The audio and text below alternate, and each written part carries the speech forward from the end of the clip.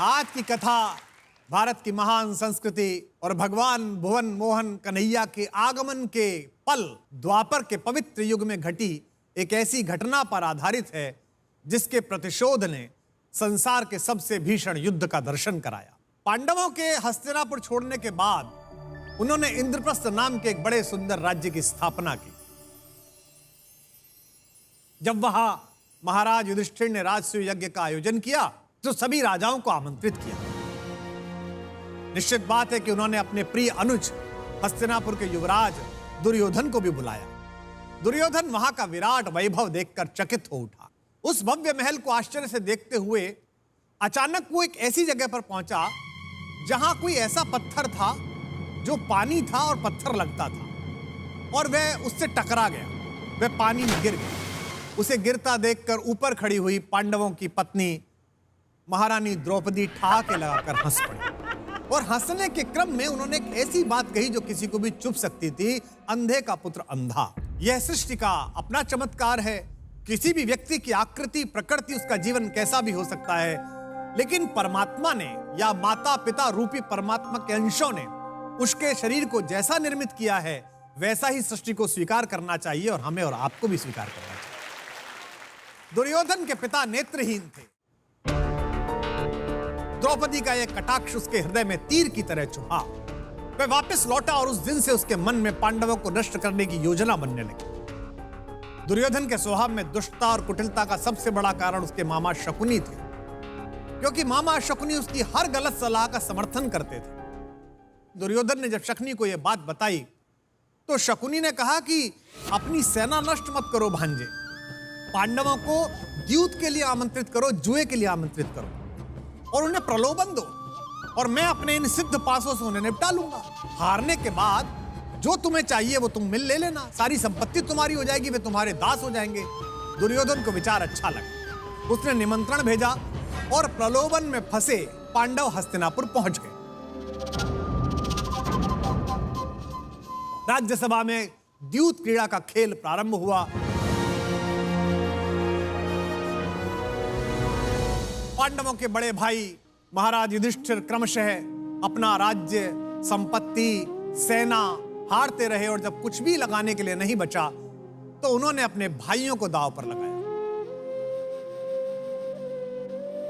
जब सारे भाई भी हार दिए गए तो उन्होंने अपनी महारानी द्रौपदी तक को दांव पर लगा दिया। दुर्भाग्य से सारे दांव भी हारे गए। जब महारानी द्रौपदी जुए में हार कर उनकी दासी बन गई तो दुर्योधन को वह अपमान याद आया जो उसका हस्तिनापुर से बाहर इंद्रप्रस्थ के राजभवन में हुआ था। अंधे का पुत्र अंधा। प्रतिशोध की तामसिक अग्नि में झुलस रहे दुर्योधन ने मर्यादा की सारी रेखाएं पार की। हारे हुए पांडव नतशिर बैठे हुए हैं और अहंकार से अट्टहास करता हुआ दुर्योधन दुशासन को आदेश देता है कि उस अहंकारी द्रौपदी को घसीटते हुए राज्यसभा में मेरे सम्मुख उपस्थित किया जाए।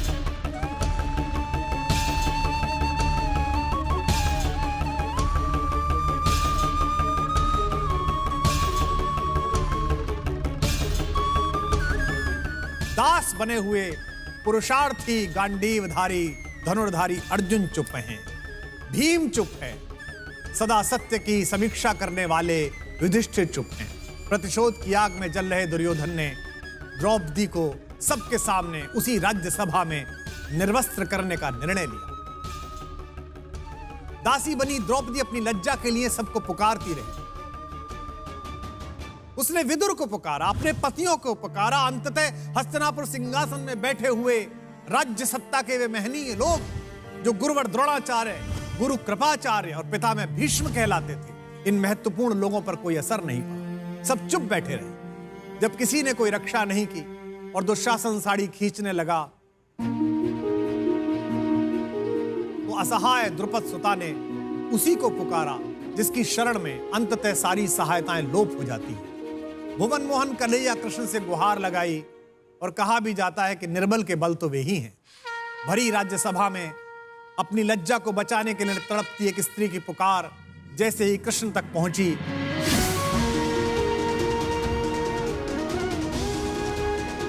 उन्होंने साड़ी को इतना बड़ा बना दिया कि दंभी दुशासन के हाथ थक गए, बेहोश हो गया, लेकिन प्रभु की कृपा का वस्त्र समाप्त नहीं हुआ और द्रौपदी निर्वस्त्र नहीं। उसी क्षण द्रौपदी ने उस राज्यसभा के सामने दो भीषण प्रतिज्ञाएं की। जिस जंगा को फटकार कर दुर्योधन ने अपने भाई की पत्नी को उस पर बैठने के लिए अमर्यादित आमंत्रण दिया था, उसने दुर्योधन से कहा कि तुम्हारी मृत्यु इसी जंगा के टूटने से होगी। और जिस दुशासन ने माता के समान अपनी पूजनीय भाभी को उसके केशों से पकड़कर उस रजस्वला स्त्री को उस राज्यसभा में उपस्थित किया था, द्रौपदी ने प्रतिज्ञा की कि आज के बाद मैं इन केशों को खुला रखूंगी और ये दुशासन के रक्त से धुलने के बाद ही बांधूंगी। द्रौपदी मुक्त केशी यज्ञसेनी भी कहलाई और इस पूरे प्रकरण ने संसार के सबसे भीषण युद्ध को रचा जो महाभारत कहलाया। यह तो कथा थी जो सबको पता है, लेकिन इस कथा का सार क्या है? इसका सार यह है कि व्यक्ति को कभी भी किसी भी व्यक्ति को अकारण अपमानित करने से बचना चाहिए। केवल एक वाक्य ने, केवल एक उपहास ने इतना बड़ा युद्ध उपस्थित किया, इसलिए हमें सदा वाणी पर नियंत्रण रखना चाहिए। इस कथा का एक सार और भी है।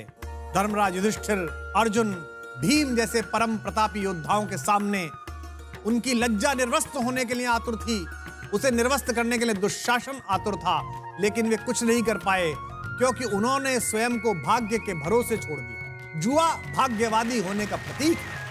जब भी आप स्वयं के पुरुषार्थ को भाग्य के सामने समर्पित कर देते हैं, जब भी आप भाग्यवादी होकर कर्म करना बंद कर देते हैं, तब आपका सारा पराक्रम, तब तक आपका सारा पौरुष आपके सामने ही, पूरे संसार के सामने लज्जित, पराजित और ग्लानि से भर जाता है।